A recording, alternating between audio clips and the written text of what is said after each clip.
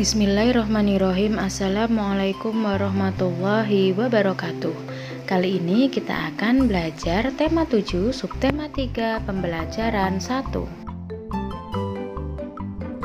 Manusia adalah makhluk sosial. Artinya, setiap orang memerlukan orang lain. Satu orang berhubungan dengan orang lain. Manusia melakukan komunikasi saat bersama-sama. Saat komunikasi, kita dapat menyampaikan apa yang diinginkan. Saat berkomunikasi, kita dapat menyampaikan apa yang kita pikirkan. Dahulu, ruang komunikasi manusia sangat terbatas. Bersyukurlah teknologi komunikasi makin berkembang. Kini kita dapat berkomunikasi dengan siapa saja dan di mana saja. Nah, jika kalian lihat gambar berikut ini, di sini merupakan alat komunikasi yang sudah semakin maju ya. Dahulu hanya bisa berkomunikasi lewat surat yang dikirimkan melalui pos, dan itu pun menunggu berhari-hari. Tapi sekarang ada telepon rumah, ada telepon genggam, bisa lewat email. Jadi sekarang komunikasi semakin hari semakin maju. Mari kita pelajari perkembangan teknologi komunikasi agar hidup makin berarti. Ayo membaca. Sore hari, Dayu dan Lani berkumpul di rumah Siti. Saat bermain di teras rumah, Pak Pos datang mengantarkan majalah dan surat untuk Siti. Seminggu yang lalu, Siti memesan majalah anak di sebuah toko dengan bantuan ibu. Ibu memesan menggunakan pesan singkat pada ponselnya. Saat ini kita bisa membeli barang tanpa perlu berkunjung ke toko yang menjualnya. Siti mengajak Dayu dan Lani untuk membaca majalah tersebut bersama-sama. Salah satu wacananya tentang sejarah komunikasi. Siti, Dayu, dan Lani tertarik membaca sejarah komunikasi. Bacalah teks berikut ini. Sejarah komunikasi. Komunikasi adalah cara penyampaian gagasan antar manusia. Pada awalnya, komunikasi dilakukan secara tatap muka dan pesan disampaikan secara lisan. Namun, kebutuhan untuk menyampaikan informasi secara tidak langsung juga sangat diperlukan sehingga ilmu tentang komunikasi semakin berkembang. Ada bermacam-macam cara penyampaian pesan dari jauh. Suku Indian menggunakan asap sebagai tanda pesan. Di Indonesia dikenal adanya kentongan. Kentongan digunakan untuk penyampaian tanda bahaya bagi warga. Selain kentongan, gong dapat menjadi pilihan sebagai penyampaian pesan. Salah satu penyampaian pesan secara tertulis adalah melalui surat. Sebelum adanya kertas, surat ditulis di atas daun lontar. Pada saat mesin cetak telah diciptakan, alat komunikasi berkembang melalui surat kabar atau koran. Setelah surat kabar, media komunikasi seperti radio dan televisi mulai berkembang. Saat ini ada jaringan internet, manusia dapat bertukar informasi melalui surat elektronik. Manusia dapat juga bertukar informasi melalui berbagai jejaring sosial. Jejaring sosial dapat menghubungkan ke belahan dunia manapun. Jadi pada saat ini itu komunikasi sudah semakin berkembang. Apalagi setelah adanya jaringan internet, manusia bisa bertukar informasi melalui surat elektronik, melalui jejaring sosial seperti Facebook, kemudian Instagram, email, dan juga jejaring sosial yang lainnya. Sehingga bisa mempermudah komunikasi antar manusia. Berikut ini merupakan kata-kata penting yang terdapat di dalam teks bacaan yang berjudul Sejarah Komunikasi beserta dengan artinya. Kalian bisa menuliskan pada buku tulis kalian. Siti, Dayu, dan Lani telah menyelesaikan menghias sekeliling kartu pos dengan karya hiasannya. Sekarang coba kalian amati kartu pos yang telah dihias berikut ini. Kartu pos mempunyai 4 tepi. Jumlah panjang keempat tepinya disebut dengan keliling kartu pos. Persegi panjang mempunyai 4 sisi. Jumlah panjang keempat sisinya disebut dengan keliling persegi panjang. Setiap bangun datar memiliki keliling. Kita dapat menemukan keliling dari setiap bangun datar dengan mudah. Keliling bangun datar adalah jumlah panjang sisi. Jadi garis tepian dari kartu pos inilah yang disebut dengan keliling persegi panjang. Berikut ini merupakan keliling bangun datar.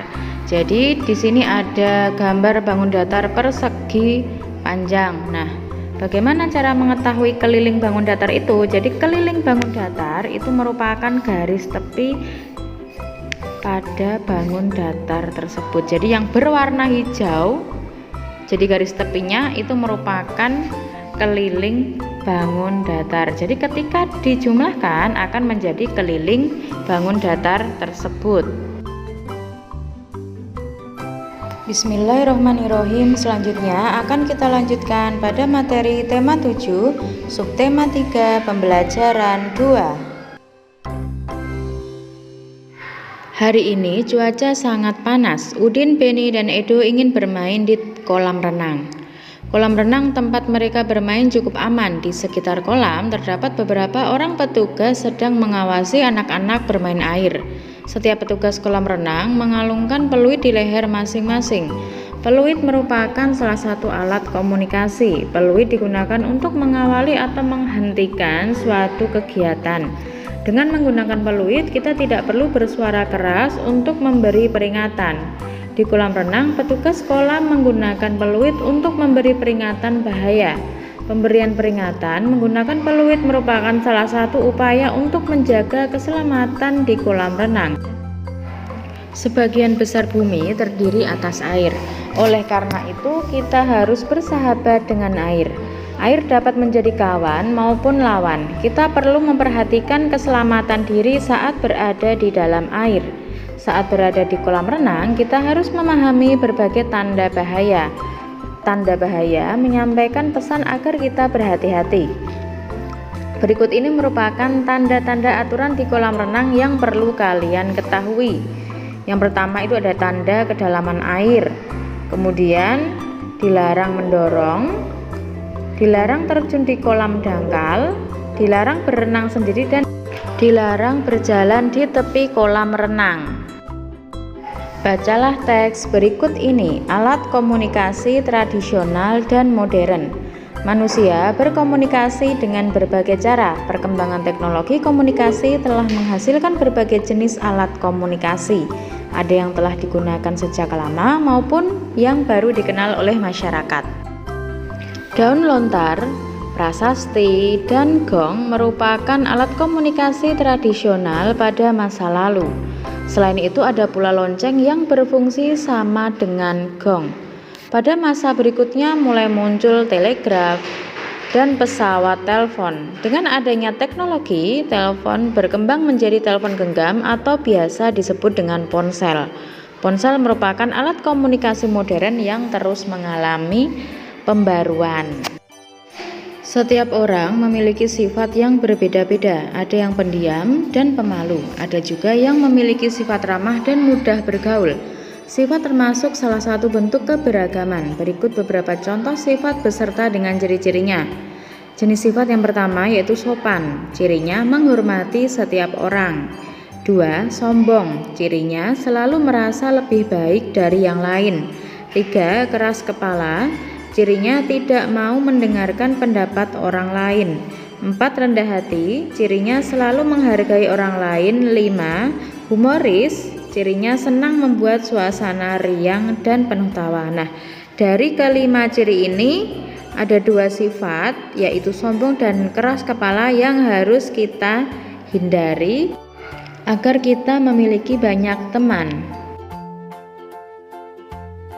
Untuk tugas kali ini kalian mengerjakan buku paket halaman 128 dan halaman 129 pada buku tulis kalian.